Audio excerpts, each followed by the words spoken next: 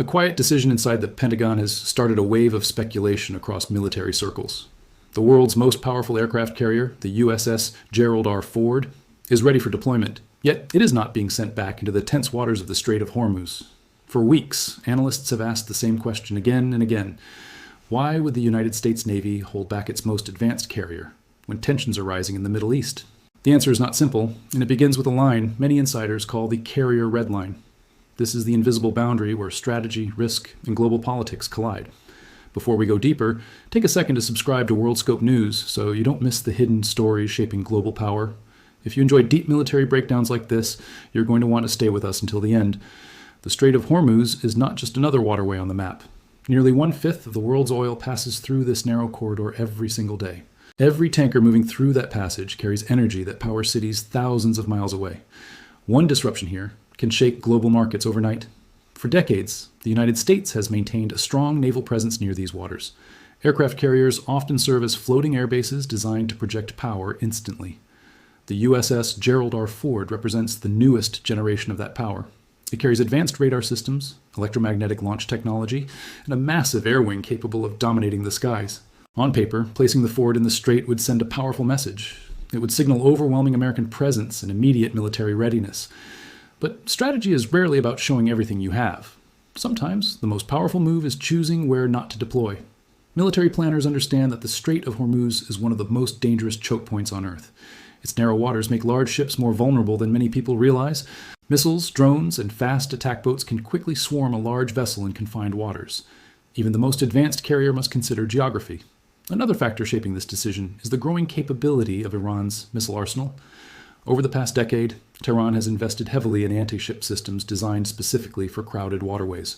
These weapons are not always about sinking a carrier. Sometimes they are about creating enough risk to change an opponent's strategy. A single missile strike, even if intercepted, could trigger massive escalation. That is a scenario many policymakers want to avoid. The Pentagon studies not just battles, but the political aftermath of every possible confrontation. A carrier in the wrong place at the wrong moment could ignite a crisis nobody planned for. At the same time, pulling back too far could send a signal of weakness. Balancing these perceptions is one of the hardest parts of military planning. The Ford Carrier Group is designed to operate across vast ocean spaces. In open waters, its aircraft can strike targets hundreds of miles away without exposing the ship itself. Inside a narrow strait, that advantage shrinks dramatically. Distance is one of the greatest forms of protection for a carrier. Another issue lies beneath the surface of the sea. Mines remain one of the cheapest and most effective naval weapons ever created. A few hidden mines can force entire fleets to reroute. Clearing them takes time, and time can change the course of a crisis. The United States Navy has learned this lesson before in the Persian Gulf. History has shown how quickly naval operations can become complicated in those waters. That history still shapes modern decisions today. Military leaders remember every close call and every unexpected threat. But the carrier Redline is not just about physical danger. It is also about strategic messaging across the globe. Moving the Ford into the strait would send a clear message to allies and rivals alike. Yet sometimes that message can escalate tensions faster than diplomacy can calm them. Washington must think about how every movement is interpreted in capitals around the world. A carrier's location can shift diplomatic conversations overnight. Behind closed doors, defense officials also consider the long-term readiness of the Ford itself. The ship represents decades of engineering and billions of dollars in investment.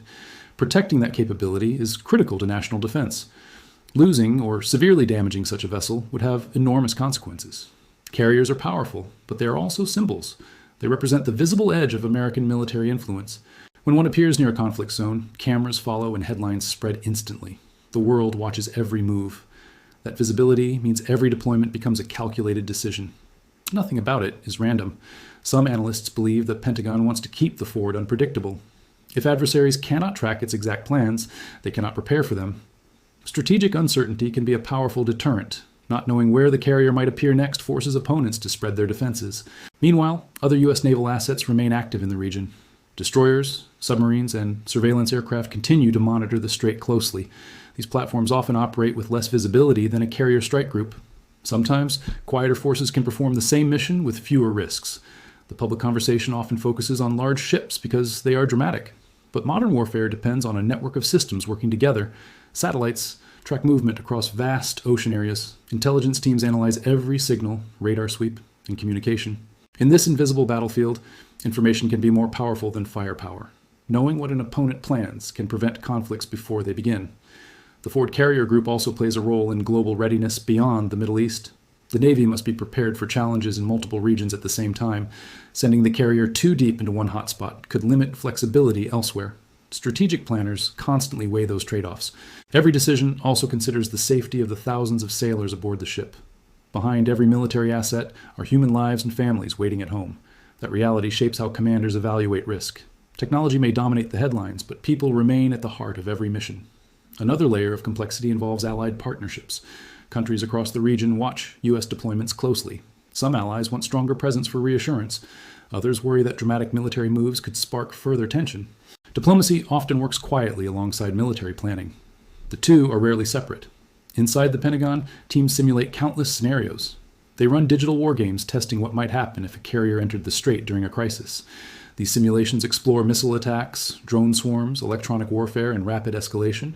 The results guide real-world strategy. Sometimes the safest strategy is to maintain strength just outside the most dangerous zone. From there, forces can respond quickly without becoming immediate targets. This approach preserves deterrence while reducing vulnerability. It is a subtle balance of pressure and restraint. At the same time, the Ford's aircraft can still influence events from afar. Modern jets have ranges that allow them to operate far beyond the horizon. That means the carrier does not need to sit directly inside the strait to impact the region. Distance no longer equals absence. The carrier redline therefore becomes a strategic boundary. Crossing it is not impossible, but it requires extremely careful timing. Commanders constantly evaluate whether the situation demands that step. For now, the answer appears to be no, but circumstances can change quickly in geopolitics. A single event can reshape military posture overnight. Tanker seizures, drone incidents, or missile tests can rapidly raise tensions. Each development is watched closely by decision makers. Intelligence agencies feed constant updates into military planning centers. Every new piece of information shifts the strategic picture slightly. Sometimes the most important decisions are the ones the public barely notices. A carrier staying outside a narrow waterway may seem quiet, but it reflects intense calculation.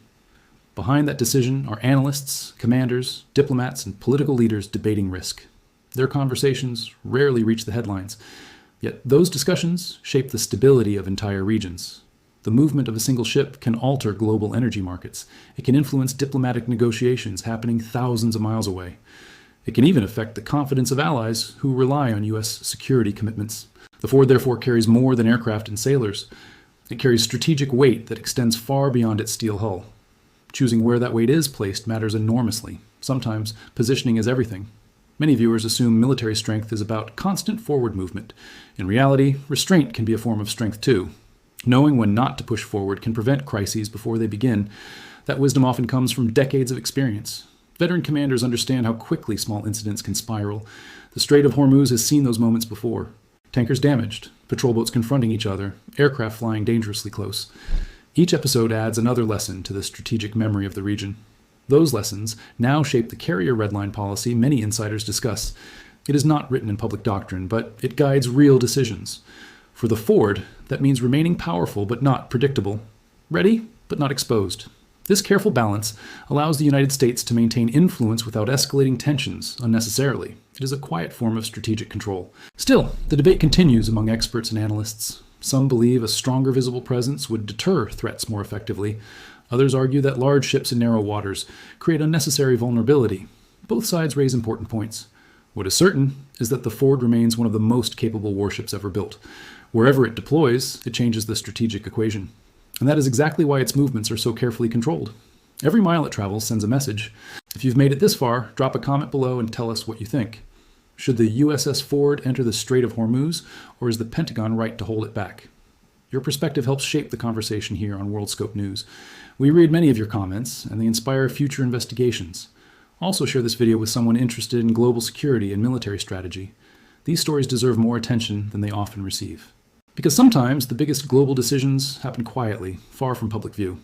A carrier waiting just outside a narrow strait might be one of them, and the next move of the USS Gerald R Ford could reveal far more about the future of power in the region. So stay tuned, because the world is watching where that carrier sails next.